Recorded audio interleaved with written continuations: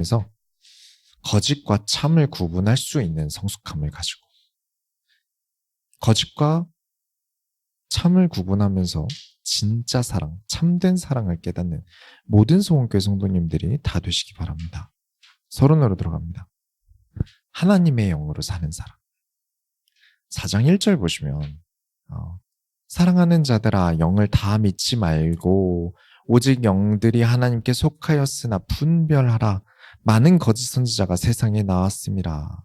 자, 대부분의 서신서들이 거짓 교훈, 가짜 가르침을 주는 가짜 교사들이 있었기 때문에 이 문제를 바로잡기 위해서 보낸 편지를 우리가 서신서라고 했어요. 거진 그런 이유였어요. 그러니까 교회는 올바른 것을 가르친다는 것. 올바른 것을 가르친다는 것은 잘못된 가르침을 피하는 것을 가르친다는 말이 될 수도 있어요. 그렇죠? 우리가 잘못된 걸 구분해서 걸러내야 참된 걸 들을 수 있겠죠. 잘못된 가르침들이 뭐가 있을까요? 우리에게 정보가 홍수처럼 밀려와요. 진화론적인 세상의 가르침도 밀려올 거고요. 성경에서 하지 말라는 개인주의도 파다해지고요. 성경을 왜곡해서 이제 이득을 보는 교사들도 있고요. 또 성경에 대한 이해도가 없는데 열심은 해서 이제 그런 어떤 크리스천 유튜브, 크리스천 블로그라고 하는 사람들이 어떤 절대 해서는 안 되는 말을 하는 사람들도 있어요. 그러면 그 잘못 가르치는 사람들 명단을 만들어서 세상에 뿌리면 피할 수 있을까요? 오히려 역효과가 난다고 하더라고요. 이상한 교주를 그냥 냅두면 지네 동네에서만 교주 대장 노릇을 하는데 이단 사이비로 찍어버리고 공론화하면 전국구 교주가 돼요. 이상해요.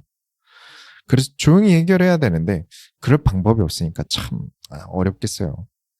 어째서인지 성경을 보면 성경에서도 이 사도들이 가짜 교사, 가짜 지도자가 누군지 말을 안 해요.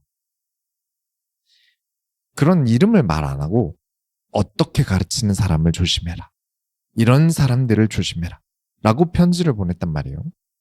가르침을 안 주고 그냥 그 사람이랑 다니지 마라, 엮이지 말아라 하면 참 좋겠는데 그럼 나도 참 편하겠는데 그렇게 가르치면 오히려 역효과가 나더라고요. 왜 나는 그 사람이 좋은데 내 마음에 그 사람이 드는데 어째서 그 사람에 대해서 나쁘게 얘기하냐 하는 사람들도 생기고 왜 목사님 그렇게 영혼을 사랑하고 모두를 사랑해야지 나쁘게 얘기하시냐 왜 특정 인물에 대해서 나쁘게 얘기하느냐 그런 일들이 있다고 하더라고요. 참 안타까운 일이에요. 역시 어떤 사람을 피하고 걸러야 하는지 개인이 구분하는 눈이 열리는 게 진짜 중요한 것 같습니다. 누가 알려주는 게 아니라 스스로가 이런 사람을 구분할 수 있는 지혜가 생기는 게 중요해요. 함정에 빠지지 않는 눈을 여는 게 정말 중요한 거죠. 그 영이 하나님께 속한 영인가 거짓의 영인가 분별하라고 우리 이 요한에서 얘기를 하는데 어떻게 해야 될까요? 여러분께 가장 간단한 대답을 알려드리자면 비정상적이다 싶은 건 웬만하면 가짜입니다. 일단 뭐 뒤로 넘어뜨리면서 성령 받아라 했는데 뭐 뒤로 쓰러지고 이런 건 거진 제가 제 핸드폰에 그런 거 하는 사람 되게 많거든요. 번호가 되게 많아요. 거진 가짜로 보시면 됩니다. 그런 게 성령의 능력으로 가능하다고 보면 저는 목사 안 하고 유도 선수나 레슬링 선수 했을 거예요. 우리 이주환 형제가 27일에 주짓수 이제 국제대회를 이제 출전한다고 미국에 가요. 그 신비주의자들이 막 성령 받아라 하면 넘어지고 이런 게 진짜면 제가 이주환 형제에게 제가 알아봐줘서 그거 배우게 시켰을 거예요. 그럼 이제 딱 잡고 성령 받아라 하고 넘어지면 이제 바로 초크 걸고 끝내고 그럼 이제 금메달 딱 걸고 오겠죠. 그러니까 신비주의자들은 온라인에서 이상한 거 하지 말고 격투기 진출하시기 바랍니다. 말도 안 되는 거죠. 물론 일어날 수 있는 일이에요. 성령의 능력을 우리가 한정지으면 안 돼요. 이건 무조건 안 되는 거다 해서는 안 돼요. 하지만 그 앞에 성경에 일어난 신비한 일들은 그 앞에 그 일이 일어날 근거가 충분히 있습니다. 아무 이유 없이 사람 쓰러뜨리는 거 아니에요. 신비한 일이 일어날 때는 하나님께서 그 안에 많은 이유들이 충분히 근거로 제시되어 있어요. 4장 2절에 이로써 너희가 하나님의 영을 알지니 곧 예수 그리스도께서 육체로 오신 것을 시인하는 영마다 하나님께 속한 것이요. 우리가 육신의 일은 육신으로 채우잖아요. 그죠? 배고프면 뭐 먹으면 되잖아요. 졸리면 자면 되잖아요. 육신의 일은 채울 수 있어요. 근데 영은 무엇으로 채울 수 있을까요? 도무지 모르겠단 말이죠. 하나님의 영은 화평하게 하는 것이다. 그럼 화평해지는 게 영적인 일인가요? 그러면 예수님께서 나는 칼을 주러 왔노라 하면서 이제 제자들 막 혼내셔서 제자들 불편하게 하신 건 어떻게 설명할까요? 영적인 게 뭐라고 말을 하기는 진짜 어려워요. 그렇다고 영적인 것을 감으로 잡을 수 있을까요? 그래봤자 인간은 시청, 후, 미, 촉, 오감밖에 없어요. 영감은 할아버지고요. 이런 영적인 것이 무엇이다 말하는 건 매우 어려운 일입니다. 그래서 너무 어렵기 때문에 요한이 한 가지 기준을 세웁니다. 6절 보시면 우리는 하나님께 속하였으니 하나님을 아는 자는 우리의 말을 듣고 하나님께 속하지 아니하는 자는 우리의 말을 듣지 아니하나니 진리의 영과 미혹의 영을 이로써 아느니라. 땡기는 대로 끌려간다는 거예요. 자, 한 가지 질문을 드려볼게요. 여러분, 예수 그리스도를 믿으면 구원받습니까? 아멘이죠? 네, 맞습니다. 그러면 지저스 크라이스트를 믿어야 구원받습니까? 예수 그리스도를 믿어야 구원받습니까? 예수스 크리스토스를 믿어야 구원받습니까? 다 같은 거예요. 그죠? 영어로 했냐, 한국어로 했냐, 헬라어로 했냐, 이 차이일 뿐이잖아요. 여러분, 이름이 같아도요, 하는 일이 다르면 다른 사람이죠. 자, 미국에서 미국인이 부천의 소원교회라는 교회의 담임 목사인 만철 킴이라고 했으면 이름이 정확히 딱 김민철 안 해도 어느 정도 정보가 제가 맞잖아요. 제 얘기일 거예요. 근데 김민철이라고 정확하게 발음해서 말해도 뭐 부산의 중학교 선생님이라 그러면 그건 이름만 같은 동명이인이지 제가 아니잖아요. 그럼 다시 여쭤보겠습니다. 우리는 예수 그리스도를 믿으면 구원받습니까? 성경대로 오셔서 예수 그리스도를 믿어야 구원받는 게 아니라 성경대로 오셔서 성경대로 부활하시고 구약의 예언과 사도들의 성경을 가지고 증언한 그 예수 그리스도를 믿어야 구원받습니다. 그 성경대로의 예수 그리스도를 믿는 사람이 하나님의 영으로 예수 그리스도를 아는 사람이에요. 하나님의 말씀 전혀 상관없이 이름만 예수 그리스도라고 하면서 그 성경에 대한 예언과 사도들의 증언이 전혀 뒷받침되지 않은 건 전혀 다른 사람이 돼버리는 거죠. 그건 예수 그리스도라고 말할 수 없어요. 말씀을 믿어 예수 그리스도를 주로 시인하고 삶에서 예수님께서 나와 함께 하시는 걸 체험하는 일이 영의 일입니다. 읽고 머리로 했다고 구원받는 게 아니거든요. 하나님의 말씀은 전혀 상관없이 자기 마음대로 예수 그리스도를 믿는다 한들, 교회를 다닌다 한들, 그건 절대 하나님의 영으로 예수 그리스도를 아는 사람이라고 말할 수 없습니다. 그래서 요한이 증언하죠. 말씀이 곧 하나님이다. 말씀, 성경 없이 예수를 그리스도라고 증언한다 한들 그건 예수 그리스도가 아니에요. 하나님의 영이 아니고서는 예수를 주로 시인할 수 없습니다. 그래서 예수님께서 계시를 주셨어요. 하나님께서 계시를 주셨어요. 그게 무엇이죠? 성경이라는 거예요. 하나님의 말씀이고 그 말씀이 나타내신 바가 누구시죠? 예수님이시니까요.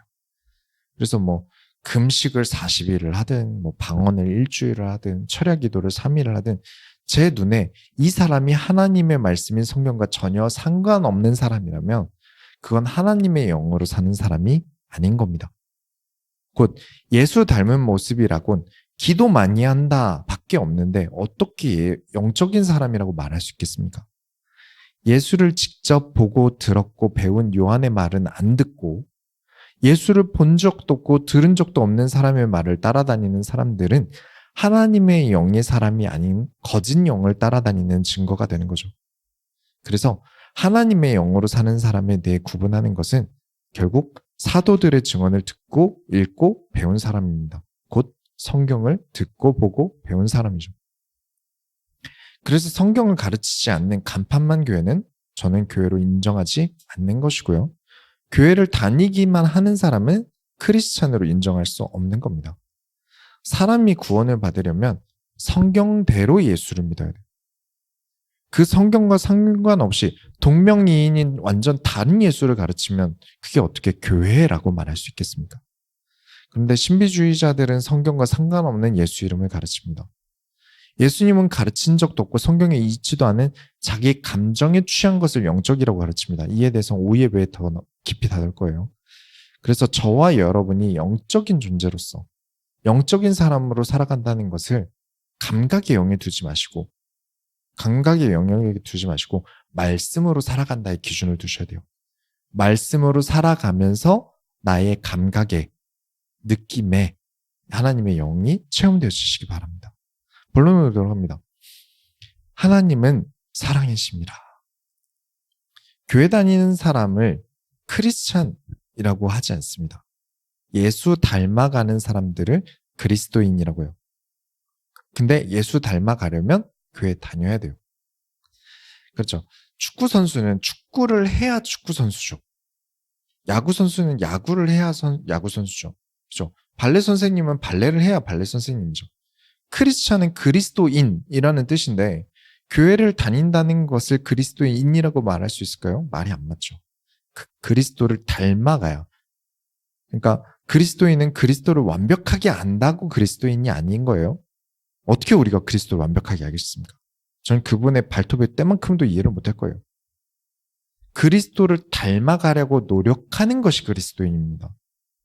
나는 잘 안 되지만 오늘도 나는 시험에 들 일도 있고 실수도 하고 넘어지고 부족한 존재지만 그럼에도 그리스도를 닮아가려고 노력하는 그 사람이 그리스도인이에요. 자, 이렇게 성경대로 배운 사람은 반드시 알아야 됩니다. 무엇이죠? 개인주의 금지입니다. 성경은 개인주의를 금지하고 있어요.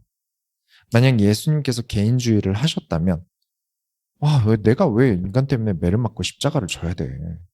아니 저 사람들이 영원히 지옥에 가든 말든 나는 어차피 죄 없는 존재인데 왜 내가 저들을 구원해야 돼? 하나님께서 개인주의였다면 아니 내 아들 내 자신을 뭐하러 육신까지 입혀가면서 인간에게 보내줘야 돼? 그런데 하나님께서는 사랑하심으로 이 땅에 예수 그리스도를 보내주셨고 예수님께서는 사랑하심으로 십자가를 지셨습니다. 그래서 사랑은 무엇이 없어야 한다? 계산이 없어야 한다. 그래서 크리스찬은 사랑에 대한 완성을 해나가는 것이 가장 중요한 본질이에요. 4장 7절에 7절부터 8절에 사랑하는 자들아 우리가 서로 사랑하자. 사랑은 하나님께 속한 것이니 사랑하는 자마다 하나님으로부터 나서 하나님을 알고 사랑하지 아니하는 자는 하나님을 알지 못하나니 이는 하나님은 사랑이심이라. 하나님께서 사랑하신다가 아니라 하나님은 사랑 그 자체시다. 우리가 하는 사랑은 전부 하나님의 사랑의 모방의 형상입니다. 남녀 간의 사랑, 부모 자식 간의 사랑, 반려동물과 인간의 사랑, 형제 간의 사랑 등등 모든 사랑은 하나님의 사랑의 모형이에요. 하나님께서 창조하신 거니까요. 그리고 완벽하게 하나님처럼 우리가 사랑할 수도 없어요. 하나님의 사랑은 지옥으로 가게 된 인간을 들어서 하나님 나라로 옮기신 사랑입니다. 우린 흉내도 못 내요. 그래서 우리는 이 사랑을 배우고 행해야 합니다. 닮아가야 하니까요. 우리가 지난주에 나누었죠. 노래를 안 하는데 음악을 듣기만 한다고 노래가 늘지 않습니다. 축구를 보기만 한다고 축구 실력이 느는 건 또 아니에요. 축구를 직접 뛰어야 축구가 늘겠죠. 그래서 성경을 통해 하나님의 사랑을 배웁니다. 거기서 끝나면 우리의 사랑은 성장하지 않아요. 이 사랑을 실천해야 됩니다. 사랑함이 있어야 돼요. 그러면 무엇이 늘까요? 사랑이 늘 거예요. 그러면 사랑이 늘었다는 것은 무엇이겠습니까? 예수님을 더 닮게 되었다는 말이에요. 그냥 무조건 퍼주는 거 사랑 아닙니다. 그렇죠? 사랑은 계산 없이 하는 거지만 사랑 앞에 덕 쌓아야 하는 덕, 지식, 인내, 절제 같은 것들은 다 계산의 영역이에요. 이게 돼야만 뒤에 사랑을 할 수 있어요. 앞에 쌓아 놔야 되는 것들을 하지 않고 사랑만 계산 없이 하면 그건 하나님을 닮는 게 아니에요. 그건 더욱 동물 같아지는 미성숙한 사랑이 되는 거죠. 생각해 보세요. 가장 사랑에 목마른 나이대가 언제입니까? 10대입니다. 10대 중학생들이 그렇게 사랑을 갈구하지만 어른들은 그걸 사랑으로 인정해 줍니까? 안 해주죠. 왜냐? 사랑하기 이전에 인간으로서 아직 미성숙해서 그래요. 그리고 사랑이 늘었을 때 무엇이 증언되냐면 하나님은 우리 안에 거하시는구나. 왜 말씀대로 살아야 한다고 가르칩니까? 그래야 하나님께서 우리와 함께 하시는구나 알게 돼요. 말씀대로 행해야 하나님께서 나를 사랑하시는구나 를 알게 돼요. 4장 11절부터 13절에 사랑하는 자들아 하나님이 이같이 우리를 사랑하셨은즉 우리도 서로 사랑하는 것이 마땅하도다. 어느 때나 하나님을 본 사람이 없으되 만일 우리가 서로 사랑하면 하나님이 우리 안에 거하시고 그의 사랑이 우리 안에 온전히 이루어지느니라. 그의 성령을 우리에게 주심으로 우리가 그 안에 거하고 그가 우리 안에 거하시는 줄을 아느니라. 성령 충만한 사람이요. 어떤 막 신비한 뭔가가 아니라 사랑이 충만한 사람으로 보기도 해야 됩니다. 사랑은 없고 자기 것밖에 모르는 개인주의를 하면서 나는 성령 충만하다 말할 수 없는 거예요. 자, 우리가 요한을 사랑받는 제자, 사랑의 사도 이렇게 불리잖아요. 우리가 요한 관련된 성경들 보면 사랑 얘기가 그렇게 많아요. 근데 원래 요한의 성격은 사랑과는 거리가 멀었다고 말씀을 드렸죠. 사마리아를 다 불태워서 죽여버립시다 라고 말했던 사람이 요한이에요. 예수님께서 왕 되시면 옆자리는 제 겁니다 라고 부잣집 아들로서 어머니를 모셔오고 어떤 그런 사랑함 그런 이미지는 확실히 아니었던 사람이에요. 그런 요한이 입만 열면 사랑을 말하는 사도로 그렇게 사랑의 사도로 변할 수 있었던 이유가 무엇이었을까요? 그냥 사랑이 좋다? 아니죠. 사랑을 행했기 때문입니다. 그래서 사랑의 사도가 된 거예요. 자, 우리가 베드로후서에서 사랑이라는 인격이 가장 고등인격이라고 말씀을 드렸죠. 사랑을 익히고 깨닫는 게 가장 어렵고 추상적이라고 말씀을 드렸어요. 혹시 기억하십니까? 순서들. 베드로후서 1장에 믿음 위에 덕을, 덕의 지식을, 지식 위에 절제를, 절제 위에 인내를, 그 위에 경건을, 형제 유애를, 그 위에 사랑을. 그렇게 순으로 쌓아 올라가라는 것으로 우리가 가르칩니다. 근데 생각해 보세요. 우리가 말하는 믿음은 하나님을 내가 믿는다라는 것이지 하나님께서 나를 믿어주신다가 아니잖아요. 그러니까 내가 행동을 해야 하는 일이에요. 내가 믿음으로써 행동해야만 하는 일이에요. 덕을 키우는 것도 우리는 선악설이죠. 타고나길 처음부터 선함, 예의 같은 것을 배우고 태어나는 게 아니에요. 그래서 부모가 아이들한테 어른이 뭐 주면 감사합니다 인사부터 시키는 거죠. 이걸 안 가르치면 당연하게 받는 거라고 생각하고 받아버려요. 그게 인간이니까요. 아무리 사회생활을 해도 예의의 범주는 내가 직접 해야만 배우는 거예요. 지식도 그렇죠. 안 배우고 우리가 어떻게 알겠습니까? 배우려고 해야 내 것이 되는 게 지식이에요. 절제도 내가 참아 버릇해야 되는 거죠. 경건도 마찬가지고 형제 우애도 마찬가지입니다. 내가 해야 하는 거예요. 그렇다면 사랑은 어떻겠습니까? 받아야 늘겠습니까? 해야 늘겠습니까? 그렇죠. 사랑은 해야 되는 거예요. 자꾸 받으려고만 하니까 사랑이 안 느는 거예요. 자꾸 주는 사랑 없이 받는 사랑만 생각하니까 사랑이 뭔지 모르고 성장하는 겁니다. 이혼 전문 변호사 분이 나오셔서 하시는 말씀이 경제를 칼같이 분배해서 네 돈은 네 돈, 내 돈은 내 돈 나눈 부부들이 대체적으로 이혼하더라라는 이야기를 하시더라고요. 내 것에 대해서는 손해보기 싫다는 거죠. 결혼할 때부터 서로 정확히 반반 내야 되고 그것 때문에 집은 어떻게 누가 사냐 그럼 혼수는 누가 할 거냐 가지고 싸우기도 하고요. 그런 계산이 들어가니까 어떤 인성보다는 돈을 얼마나 버는가 이 사람이 돈을 얼마나 버는가 그런 것들을 보게 되고요. 당연히 인성이 안 좋은 사람과 결혼하게 되면 결혼해서 살아가는 그 삶은 불행하겠죠. 당연히 결혼에는 계산이 어느 정도 들어가야 되는 게 맞습니다. 그런데 계산이 들어가야 하는 이유가 내가 사랑하는 사람과 오랫동안 행복하기 위해 계산하는 거잖아요. 가장 중요한 사랑을 위해 그 앞에 많은 계산을 하는 거지 사랑 자체를 내려놓고 계산만 하니까 잘못된 거잖아요. 근데 오늘날 많은 청년들이 개인주의 때문에 사랑을 한다는 개념이 없어졌어요. 이에 대해서 아이들 탓만 할 수 없는 게 뭐냐면 저는 정말 많이 봐왔던 게 내 아이를 열심히 공부시키고 판검사든 의사든 시켜서 돈 많이 버는 애로 키우겠다라면서 이 아이를 통해 내가 이득 볼 계산을 하는 부모들이 꽤 있더라고요.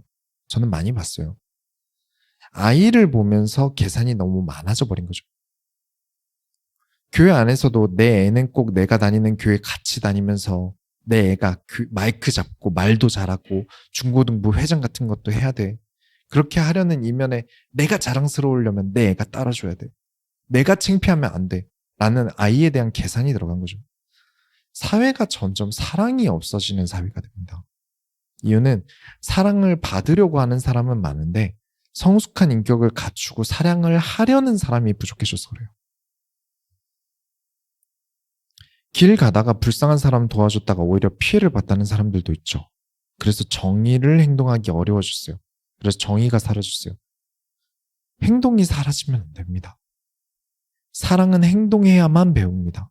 그래서 요한이 말뿐인 사랑은 무엇이다? 거짓이다. 그럼 말뿐으로 영을 말하는 사람은 거짓이다. 그렇죠? 참은 행동하는 사랑이 참이다. 영은 행동하는 영이 참이다. 결론을 내리겠습니다. 크리스찬의 가장 강력한 힘은 저는 이거라고 생각해요.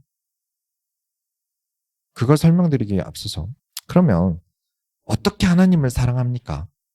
그래서 성경도 읽고 찬양도 하고 교회에 와서 성도들과 함께 교제도 하고 헌금도 하고 말씀도 듣고 헌신도 하는 거예요. 가장 기본적인 사랑의 형태죠. 행동함이 있어야 되고 그 행동함을 가장 먼저 쉽고 빠르게 배우는 곳이 교회예요. 크리스찬에게 교회가 빠지면 하나님을 사랑한다고 말하지만 행동할 수 있는 폭이 굉장히 줄어들어요. 코로나 때 역사상 유례가 없던 온라인 예배라는 없던 단어가 생기면서 많은 사람들이 온라인 예배를 드렸죠. 그게 하루 이틀 지나고 1년, 2년 지나니까 마음에서 하나님이 식을 수밖에 없는 이유가 하나님에 대해 행동할 수 있는 것이 없어서 그래요. 그냥 온라인 예배로 그냥 클릭하고 보는 게 전부니까요. 여러분, 우리 크리스찬은 받는 것이 먼저가 되어서는 안 됩니다. 주는 행동이 먼저 되시기 바랍니다. 인사를 받아야 합니까? 먼저 하는 것이 행동입니다. 챙김을 받아야 합니까? 챙김을 주는 것이 행동입니다. 이런 행동함을 하지 못한다? 그건 제 주장이 아니라 요한의 주장대로면 가짜 크리스찬입니다. 너희가 예수님을 보았는데도 그럴 수 있느냐? 너희가 예수님의 사랑을 겪었는데도 그럴 수 있느냐? 너희가 예수님께서 너희를 위해 십자가에 못 박히신 그 사랑을 진짜 아는데 받기만 하고 행함이 없을 수 있느냐? 라는 거예요. 하나님을 사랑하고 하나님을 사랑하기에 하나님의 말씀에 귀를 기울이고 그 말씀을 듣고 끝내는 게 아니라 행동으로 실천하고 그 실천을 하면 할수록 예수님을 닮아가고 성화되어져 가고 변화가 일어납니다. 이렇게 해서 우리에게 가장 큰 유익은 17절에 이로써 사랑이 우리에게 온전히 이루어진 것은 우리로 심판날에 담대함을 가지게 하려 함이니 주께서 그러하심과 같이 우리도 이 세상에서 그러하니라. 우리의 심판에 대해 담대함을 가질 수 있기 때문입니다. 예수를 닮으면 닮을수록 우리는 심판대 앞에 설 때 그토록 보고 싶던 예수님을 만난다는 기대감이 두근거리면서 나갈 거고요. 예수님과 멀면 멀게 살았을수록 심판대 앞에 설 때 온갖 두려움에 덜덜 떨면서 심판대 앞으로 나갈 거예요. 에이, 그건 죽어서 문제죠. 일단 이 땅을 살아가는데 뭐가 그게 중요합니까? 라고 생각할 수 있는데 그렇지 않습니다. 저는 처음 부교육자가 됐을 때 25살이었어요. 그리고 지금 38살이거든요. 13년 정도 목회를 이제 배우고 해왔네요. 저는 어디에서 갑자기 설교하라고 해도 저는 크게 부담이 없어요. 왜냐면 저는 구약의 에스겔서와 다니엘서를 제외하고는 모든 강해 설교가 끝이 났고요. 신약은 이제 요한계시록과 유다서만 남겨두고 있는 상태죠. 저는 많은 준비가 되어 있는 상태지만 25살에 저는 어땠을까요? 제가 전도사 때 목사님이 해외에 계셔서 갑자기 이제 저에게 금요철야 예배를 이게 맡기셨어요. 그래서 공예배 설교를 난생 처음 하게 된 거예요. 와, 올라가는데 등에 땀이 계속 나는 거예요. 그리고 설교를 주님께서 가르사대 이렇게 제 숨소리가 계속 귀에 들리는데 성도님들이 끝나고 난 다음에 전도사님 목소리보다 숨소리가 더 컸어요 라고 하시더라고요. 말을 하다가 진짜 너무 힘들어서 결론 말하다가 다 말 못하고 그냥 끝내고 내려왔어요. 지금도 그때 생각하니까 식겁하네요. 몸에 남아있나 봐요, 그 기억이. 진짜 죽는 줄 알았습니다. 경험과 지식과 기술을 바탕으로 준비가 되어 있고 안 되고 있고의 그 긴장 차이는 급이 다른 것 같아요. 그래서 예수를 닮으면 닮을수록 죽음 뒤가 두려울까요? 안 두려울까요? 이게 크리스찬의 가장 강력한 힘입니다. 고난을 왜 그들이, 순교자들이 두려워하지 않았을까요? 위기를 왜 두려워하지 않았을까요? 멘탈이 다른 거예요. 성숙한 그리스도인이 되면 될수록 그 멘탈은 다른 겁니다. 화나고 어렵고 감정적인 일들은 당연히 있겠죠. 아픈 일도 있고요. 근데 예수님께서 고난 받으시기 전에도 기도하실 때 말씀하셨으니까요. 힘들다라고. 그러나 감정에 지지 않으시고 사명을 따라 짊어지고 가셨습니다. 그리고 영광스러운 모습으로 부활하실 것을 알고 계셨어요. 이 땅에서 우리는 왜 그렇게 힘들까요? 세상이 내 뜻대로 돌아가지 않아서?